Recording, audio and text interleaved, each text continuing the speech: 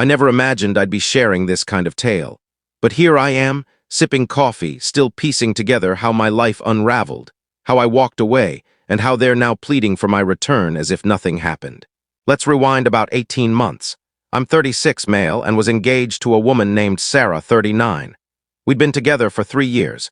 She had a teenage daughter, Lily, 17, from a previous marriage. When we first got together, everything felt perfect. Sarah was warm, witty, and stable.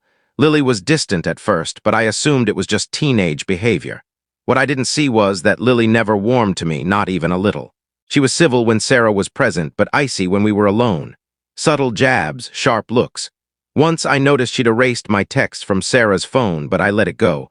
I thought she was just getting used to a new man in their lives. Sarah kept saying she needed time to adjust, and I trusted that. But time only deepened the divide. By the second year of our engagement, Lily's attitude turned openly antagonistic. She once told me bluntly, "You're not my father, you'll never be. We were better off before you came along." Still, I stayed because I loved Sarah. I stood by her through a job loss, helped Lily with college essays, and even offered to pay for her first semester at university. I poured everything into being part of their family. Then came a moment that turned my world upside down. One evening in early spring, Sarah sat me down. With a glass of wine in hand and a distant look in her eyes, she said, "I need some breathing room." No warning, no argument, just those words. I asked her directly, "Is there someone else?" She insisted there wasn't. Said it was about finding herself, that Lily wasn't at ease with me around, and maybe some distance would help. Deep down, I sensed the truth, but I did as she asked. I packed my belongings and left. No dramatic scene, no raised voices, just quiet. But I didn't just leave their home. I erased myself from their lives. I shut down my social media, got a new phone number, and took a job transfer to another city where my company had an opening. New career, new place, new life. Gone. Exactly what they wanted. Fast forward 18 months. I'm doing well now. I've been dating someone new, Emma, for about 6 months. No complications, no stress. Just two people who enjoy each other and talk like adults.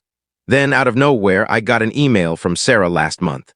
Subject, "Can we talk?" I nearly deleted it, but curiosity stopped me. I opened it. It was brief. "I know I hurt you. Things have changed. Lily wants to say sorry too. Can we meet?" I ignored it.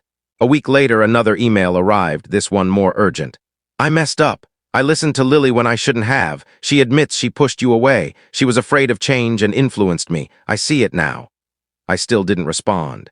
Then came a voicemail from an unknown number. It was Lily, the same girl who once said I was nothing, now sobbing, saying she missed me, that I was the closest thing to a real father she'd ever had. She said she ruined everything out of fear, and after her biological dad abandoned her again, she realized what she'd lost. Hearing her breakdown stung, but I didn't call back. Here's where it gets wild. 2 weeks ago, I bumped into one of Sarah's old friends at a tech conference. She recognized me and asked how I was doing. Then she dropped a bomb. "So, did Sarah ever tell you about the guy she was seeing during that space period?" My expression must have given me away because she quickly backtracked. "Oh no, you didn't know? I thought there was this guy, Brett or something. Lily adored him. It didn't last, though. He disappeared after a few months." There it was. The breathing room Sarah needed had a name, Brett. She didn't want space. She wanted options, and when that option fizzled, she suddenly remembered me. I finally responded to her email. "Sarah, I'm glad you and Lily are reflecting, but I'm not the man you cast aside.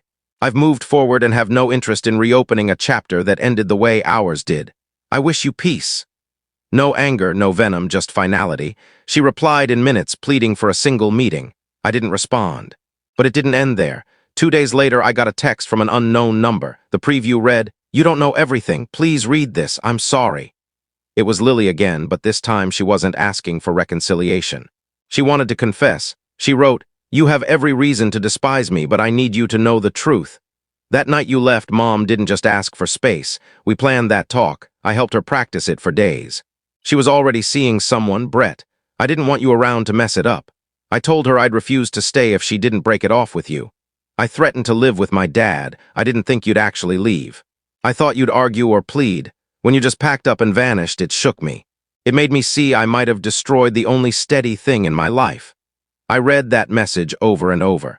The hurt didn't come from the betrayal itself. It was the calculation behind it.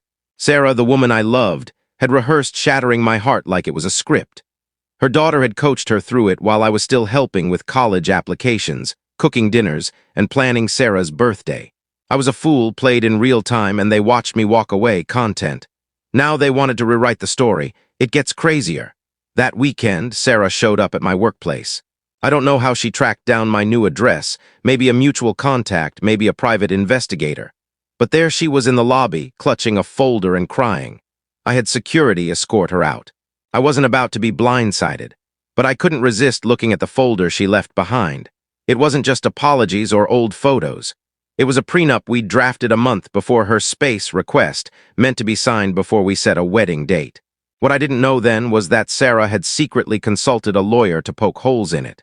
How did I learn this? She'd accidentally left an email exchange with her attorney in the folder. I don't think she meant for me to see it. She probably brought the folder for some emotional gesture and forgot to remove the emails. They discussed things like, can we alter the clause about assets gained during the engagement? If he leaves, does that nullify his claim to the apartment we share?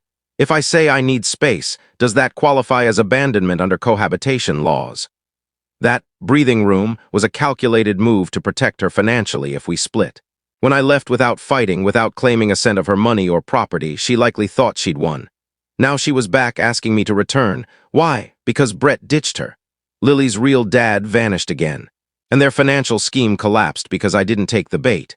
The facade broke, revealing not remorse but regret. Regret that I didn't act like the bitter, desperate man they expected. Regret that I didn't give her a legal opening to take more. Maybe even regret that I slipped away unscathed. I sent Sarah one final text. You practiced breaking my heart with your daughter. You planned my exit like a chess game.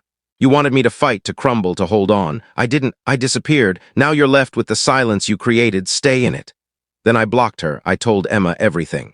Instead of doubting or judging me, she said, thank you for getting through it. Let's keep that chapter closed. It's been 2 months since all this went down. A mutual friend mentioned that Lily dropped out of her top-choice college. Sarah's now staying with her sister. Apparently, Brett had another family all along, and when Sarah found out, he cut contact. The people who told me to vanish are now living in the ruins of their own schemes. Me, I wake up calm. I laugh more freely. I sleep soundly.